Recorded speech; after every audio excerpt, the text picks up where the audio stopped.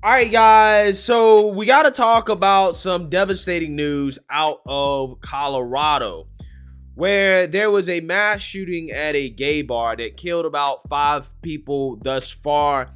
About 15 to 20 or so people were injured. Those are the early numbers that happened last night.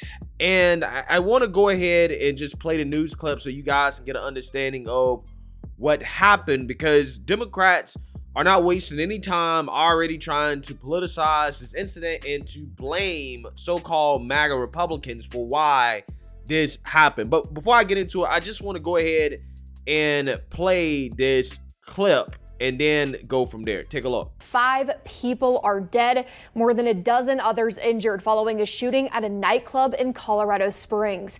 The shooting happened just before midnight at Club Q. It's a known gay bar on the east side of the city on Academy Boulevard near North Carefree. Colorado Springs police say the suspect, 22-year-old Anderson Lee Aldridge, is in custody. Police have not yet released a picture of him, though, as he is still in the hospital. We want to continue our coverage of this alert. We want to take you live out now to 11 News reporter Brian Sherrod, who's been out here all morning. Brian, police just gave you an update on the shooting. What's going on there now? Well, Kasha, the scene still continues to be active, and as you look right behind me, you can see the yellow caution tape is still there, but something new this morning. Many people stopped by so they can make a memorial for the 5 people that were killed and the 18 that were injured. Now, if you see the sign, it says love over hate. We got the chance to see them put down flowers all around that sign just to show how much they care. Now, this is what it looked like earlier tonight, shortly after we arrived. As you can see, there was a lot of police cars all across the road, mostly just covering up the areas on North Academy between Carefree and also the 7 villages. Now, police say they received the call of an active shooter at 11:57 last night. The first officer arrived within 3 minutes, and police say, with the help of 2 patrons, had suspect 22-year-old Anderson Lee Aldridge detained at 12:02 a.m. Police say Aldridge was hurt but is in custody and is also recovering at the hospital. It's unclear how he was hurt. Colorado Springs police say 39 patrol officers responded to the scene, along with 34 firefighters and other first responders. The FBI is now assisting CSPD with the investigation. Here's what CSPD Chief Adrian Vasquez said during the news conference. At least 2 firearms were found at the scene. We are still working to identify the firearms and who they belong to, but I can confirm that the suspect used a long rifle during this shooting. Detectives are currently seeking multiple search warrants, so please be patient with the release of information, as this is a large and complex scene and will be time-consuming to process. Detectives are also looking to identify if there were any other individuals who assisted the suspect. The motive of the crime is part of the investigation, and whether this was a hate crime is part of that investigation. Well, they're asking witnesses to also come forward, and if you have a loved one that was involved in this shooting, they're asking you to contact Colorado Springs Police Department. Reporting live in Colorado Springs, Brian Sherrod, KKTV 11 News. Now, you seen that, you heard that, okay? The suspect, Anderson Lee Aldridge, I don't even think we have a mugshot of the guy yet, right? I don't even think we have a picture of him. I have no clue what he looks like. Apparently, he's a 22-year-old guy, and he went in that club and shot it up. But we don't know the motive. We don't know if it's a hate crime. We don't know anything, okay? But that has not stopped people like Nancy Pelosi from coming out here and politicizing this attack almost immediately after it happened, as she is blaming MAGA Republicans for a scourge of transphobic violence amid gay nightclub attack in Colorado. So yeah, again, this is disgusting, right? But, you know, you should expect this coming from a person who blamed MAGA Republicans for the alleged attack on her husband, even though, again, there's no evidence to actually prove that that's the case, right? They don't care. They see any type of political attack, any type of tragedy, mass shooting, whatever, they see it as a political opportunity to smear their enemies, to blame it on their enemies, right? And any political attack that can be blamed on Democrats that looks like it might be a Democrat who did it, they ignore it, right? They ignore it. They don't want to talk about it. They cover it up, and it's a non-story for them, right? And the reason why you guys probably haven't heard about this story yet is because the mainstream media hasn't got around to covering it because of being obsessed with Elon Musk, Trump, and Twitter, right? The Trump derangement syndrome has the mainstream liberal media so occupied that stories like this are flying under the radar.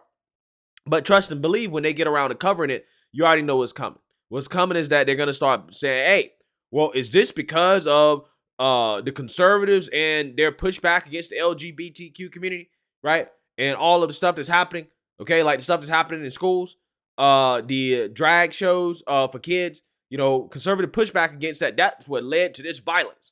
This is what they're going to say, right? If they actually do get around to covering this, again, because right now they are hypnotized by Elon Musk and Trump, that, again, they haven't even picked up on a story like this, that, Nancy Pelosi has already come out and blamed on MAGA Republicans. But I'll say this up front about this. Pushing back against a far left progressive agenda, when we're talking about, what kids are being taught in school, kids being exposed to drag queens, has nothing to do with these attacks, right? Things like this that happen, you can't just say that, well, because people are opposed to the far left agenda, that's why this happened. Because allegedly, this attack happened after a drag show. They had a drag show at this bar, and then it happened after that. I don't see many conservatives out here railing against drag shows that are done in gay bars and nightclubs without children, right? It doesn't seem like that was the case last night with what happened, right? So I don't think anybody cares about that. So again, to come out here and to blame MAGA Republicans is silly, considering how our beef has been with the drag shows that are being done for children. It's when this stuff is being exposed to children. And even then, nobody's calling for any type of violence or anything like that. That is unacceptable. That is wrong. It should be condemned. There should be zero tolerance for it. This guy, if he's guilty, he should be punished to the maximum extent of the law. Okay? It's very simple. There's no tolerance for these types of attacks. But again, there's no evidence that this was even politically motivated at all, or that this guy is some type of MAGA Republican. But that doesn't stop Nancy Pelosi from coming out here and trying to associate this guy with MAGA and to say, well, he was at fault, or MAGA's at fault for why this happened. So let's read here. House Speaker Nancy Pelosi marked Transgender Day of Remembrance by blaming MAGA Republicans aligned with former President Donald Trump for violence against the LGBTQ community. Quote, as our nation marks Transgender Day of Remembrance, the House Democratic Caucus mourns the countless Americans stolen away by the scourge of transphobic violence, a crisis that continues to disproportionately harm trans people of color, said the statement released on Sunday by Pelosi's office. Today and every day, let us offer comfort to grieving loved ones, honor the memory of those killed, and continue fighting to save lives from the wicked forces of hate. From there, Pelosi's statement went on to accuse MAGA Republicans of bullying the LGBTQ community, spouting dangerous rhetoric, and fomenting bigotry against them. The fight remains more urgent than ever as right-wing extremists target transgender Americans' most fundamental rights and freedoms. Okay, what are those fundamental rights and freedoms? Because nobody said that they shouldn't be able to do whatever they want in a bar without kids around, right? Nobody is protesting against that. Nobody said they shouldn't exist. Nobody's saying that, they're not allowed to live their lives. What are you talking about? When we're talking about fundamental rights and freedoms, what the Democrats are talking about, again, is indoctrination in school. They're talking about, kids being exposed to this stuff. That's what they're talking about, because that is what conservatives are against. But we're not against people living their lives, right? And having actual, real, basic rights and freedoms, which they do.